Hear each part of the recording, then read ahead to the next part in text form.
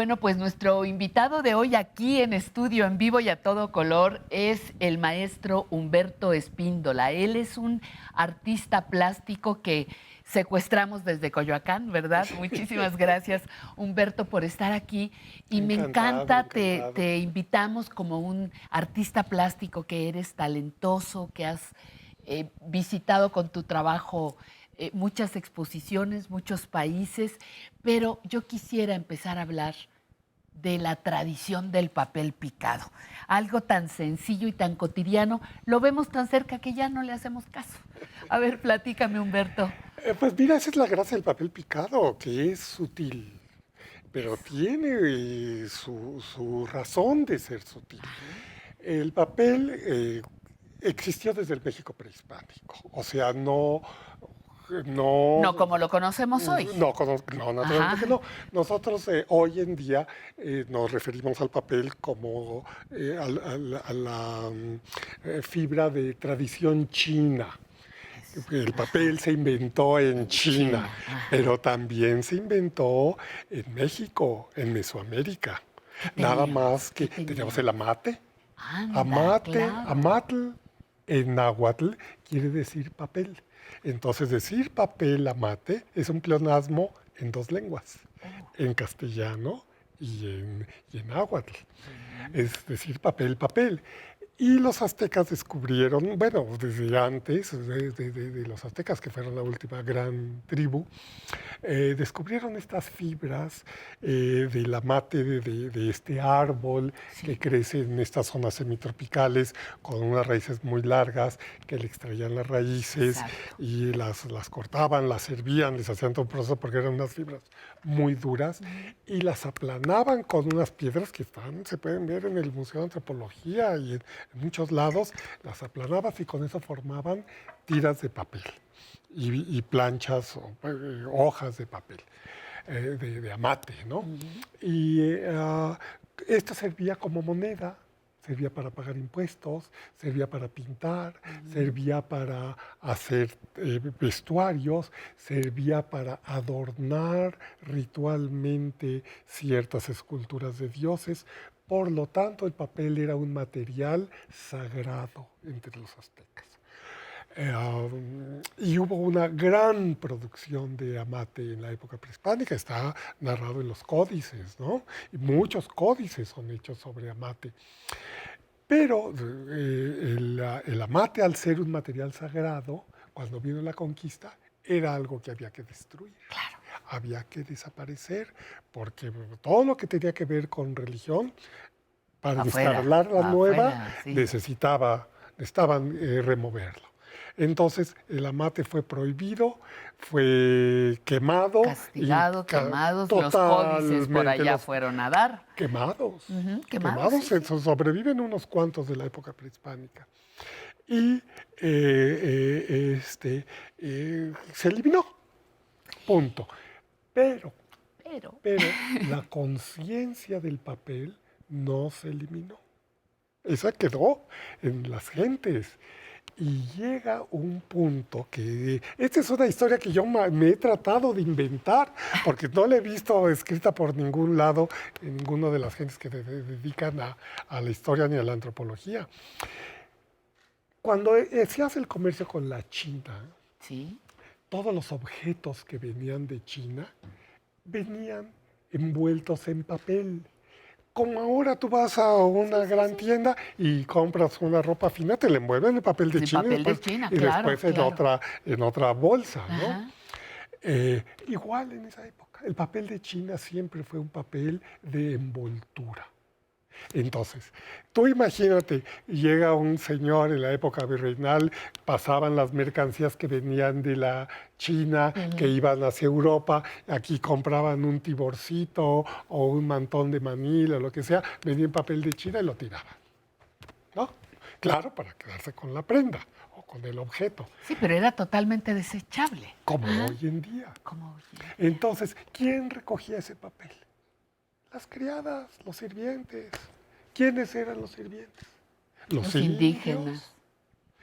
¿Qué hicieron con este material que volvieron a ver y que luego de seguro venían muestras de papeles picados chinos en todas estas cosas, como existe también hasta la fecha. Empezaron a doblarlo, a recortarlo. Entonces, con materiales diferentes, con instrumentos diferentes, se pusieron a recortar ese papel. ¿Y a dónde fue a dar? Fue a dar a los altares domésticos, a los altares ¿no? de las sirvientas con sus santitos, con un papel de China. Y entonces creo yo que el papel picado tiene una reminiscencia de esta idea de lo sagrado, nada más que hoy en día de una manera sumamente sutil y que muy probablemente hemos perdido. Ya, Oye, ¿no? a mí lo que me gusta es que a partir del papel picado, del que ya te estás armando tu historia, eso me encanta. Tú construyes, a partir de ahí, construyes una obra maravillosa. Creo que estamos viendo, o ahorita mientras te estábamos hablando, pasaban algunas escenas, algunas imágenes del trabajo que tú realizas. Has trascendido el pequeño y humilde color del papel de China para llevarlo a unos niveles artísticos y de objetos que no podríamos imaginar. ¿Podrías hablarnos un poquito, sobre todo con base en lo que estamos viendo?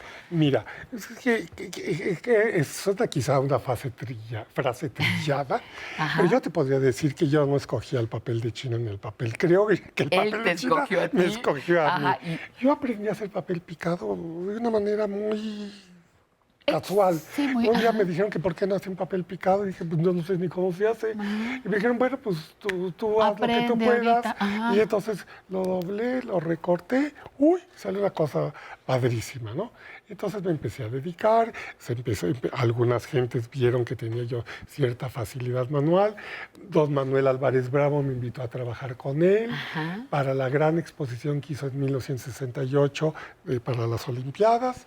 Y pasó un tiempo, yo estudiaba economía, me dediqué a estudiar economía, pero siempre había esta cosa muy Manual. interna por ahí, ¿no? Ajá. Hice mi tesis sobre problemática artesanal, me recibí como señor economista, Ajá. lo cual se quedó un poco aparcado por ahí. Ajá. Y luego tuve una beca del CONACYT, porque CONACUT y todo eso no existía. Y estuve en Escandinavia, Dinamarca, Suecia y Finlandia, viendo las cosas de diseño para ver qué podía yo hacer con el papel. Lo único que coludí de todo esto era que yo me tenía que volver artista. Te Para hacerlo, descubriste para hacerlo allá. yo. Ajá, exacto. ¿No? Entonces aquí, tiempo después, me invitaron de la Galería de Arte Mexicano a hacer una exposición. Y yo lo que pensé, bueno, no voy a hacer una exposición de papelitos picados así, ahí está. Pues no. sí, claro. Entonces me hice unas instalaciones donde cada ladrillo eran fachadas de monumentos coloniales. Hice la Casa de la Fenique de Puebla, hice otras cosas donde cada ladrillo era un papel picado. Las réplicas que tienes de la Talavera poblana. Todo eso Tienes unas cosas maravillosas. lo estuve investigando y pues hice esa exposición y resultó que de un día para otro ya era yo artista. Me tomó varios años. Ajá, asimilarte como tal. Ajá. Sí, ¿no? Pero parte de esa asimilación no fue solamente hacer cosas bonitas y investigar y hacer esto, sino fue meterme realmente a los orígenes, investigar el papel, investigar las herramientas, las pinturas. De ahí nació mi interés por conocer a Chucho Reyes, que pintaba sobre papel de China. Yo recuerdo ese papel de China con sus gallos, ¿no? Con unas pinceladas ahí. Fantástico. Se cree muy sencillas, pero bueno, No, de artista, ¿no? inimitable. ¿Y qué hiciste cuando lo conociste a él? No a lo Chucho, conocí, no? ya había muerto cuando yo tuve ok. mi primera exposición. Pero ahí estaban sus gallos y su papel de Sí, China. y a lo largo de los años Sí. me he adentrado mucho en el conocimiento de la obra de Reyes, en la obra y en la vida, y cada vez descubro un personaje Maravilloso. Importantísimo, Ajá. además de maravilloso, importantísimo. ¿Quién más te influye, además de Reyes? Pues mira, me influye el mundo contemporáneo, me influye mucho el arte mexicano, me influye mucho el tema artesanal, me interesan mucho cosas. Por ejemplo, hace 5 años hice un gran arco de triunfo para el nuevo Museo Internacional del Barroco, Ajá. de 7 metros de alto, todo recubierto en papel de China. Entonces me tuve que dedicar a entender el arte poblano para poder manifestar todas esas cosas. Entonces yo diría que mi gran interés es México, Eso. el arte mexicano. Y en el arte mexicano no solamente la pintura, escultura, todo esto que claro que me interesan mucho, pero las artes populares. Eso. Eso ¿Haces cosas en cartón, por ejemplo? Porque hay, bueno, el papel de China es un punto de partida, pero pues está toda la cartonería, hasta las piñatas o yo qué sé, ¿no? Naturalmente. Con la cartonería Ajá. he trabajado muchas cosas, pero una cartonería especial, donde yo le pueda quitar el ácido a los papeles con los que estoy trabajando. ¿Para qué? Para que esas piezas de cartonería tengan una duración mucho más larga, porque lo que consume al papel es el ácido con el que fue fabricado. Cosa que no se le puede quitar nunca. Ese secreto no me lo Ese es el sabía. secreto, claro. Ajá. Toda la cartonería y muchas de las cosas de papel que Sí, vemos la cultura desaparecerá. popular. Ajá. ¿Por qué? Porque se está consumiendo el mismo ácido que contiene. Sí, se las come. Se las come. Ajá. Oye, y también vi por ahí unos libros en tercera dimensión. Bueno, Ay, eso preciosos. me ha interesado mucho trabajar estas piezas un poco arquitectónicas con esta técnica se usa mucho en Europa y en Asia también, que en inglés se llama pop-up. O sea, que son Ajá. como los libros para niños que cuando los abres se arman. Ajá. Eso lo he trabajado extensivamente. Me encantó verlo. Hice Ajá. una pieza muy grande que se quedó en la colección del Museo Británico en Londres, que era la Casa del Alfeñique en pop-up, pero de 3,75 de alto por 6 metros de ancho. Todo se doblaba y se desplegaba.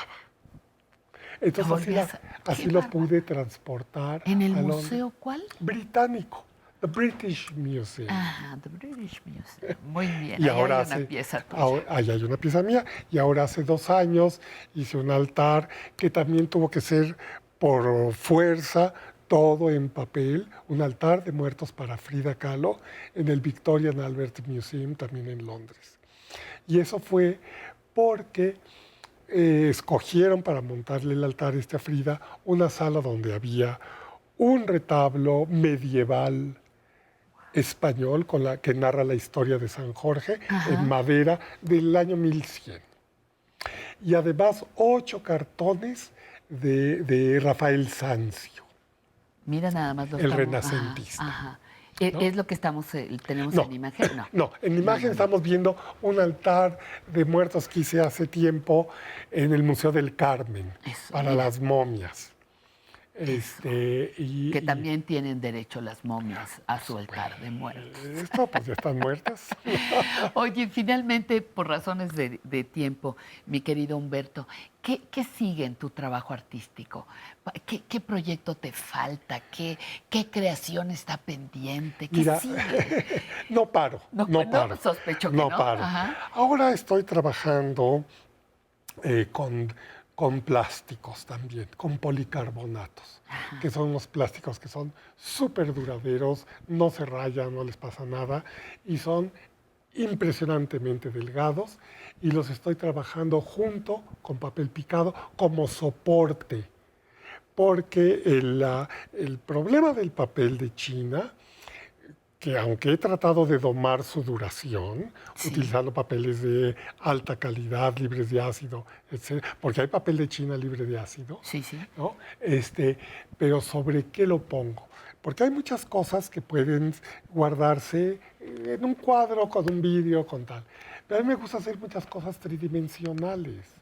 Entonces, estoy haciendo una especie como de sándwich, por decir de alguna manera, Ajá. con dos plásticos que son completamente transparentes. Entonces, esos plásticos también se pueden recortar. Hay muchísimo que investigar con todo esto. Pues nos vamos a dar un tiempo y te vamos a buscar en breve para que nos muestres cómo Cuando están gusten, esas obras cuando gusten. tridimensionales con estos nuevos plásticos. Te agradezco mucho, Humberto Espíndola, Ha que sido un hayas placer, estado con encantado nosotros, que te de hayas estar con dejado ustedes. secuestrar de Coyoacán acá a nuestro estudio. Un agradecimiento de verdad sincero por estar aquí. Felicidades por tu trabajo y gracias por compartirlo. Muchas gracias. Y Muchísimas gracias por la gracias. invitación.